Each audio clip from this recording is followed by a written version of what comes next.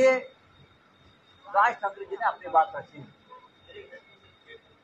राज ठाकरे जी ने कहा है कि अगर कोई गिले शिकवे हमें है तो भाई, तो मैं कोई ईगो नहीं रखूंगा और दूर करूंगा महाराष्ट्र के हित की। उसके ऊपर उद्धव ठाकरे जी ने कहा है हम भाई है, हमारे में कोई गिले शिकवे नहीं है, अगर है तो मैं मिटा दूंगा।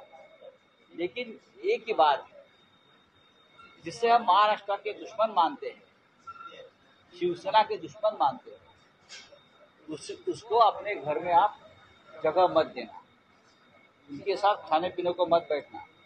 ये अगर मंजूर है तो जरूर हम बात करेंगे। माझं तर मत असं आहे की मराठीसाठी आणि महाराष्ट्राच्या हितासाठी अगदी किरकोळ भांडणं, तुम्ही बाहेर गेल्यानंतर बातम्या वाचल्यानंतर कळेल मी किरकोळ भांडण्याचा संदर्भ काय आहे। किरकोळ भांडणं बाजूला ठेवायला मी सुद्धा तयार आहे आणि मी सुद्धा सर्व मराठी माणसांना या हितासाठी, महाराष्ट्राच्या हितासाठी, मराठीसाठी एकत्र येण्याचं आवाहन करतोय।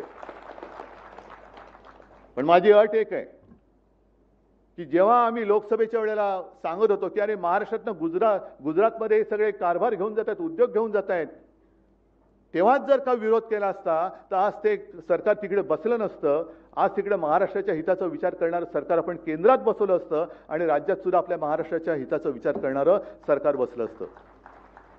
त्याच वेळेला हे काळे कामगार कायदे आपण फेकून दिले असते कचऱ्याच्या टोपलीमध्ये।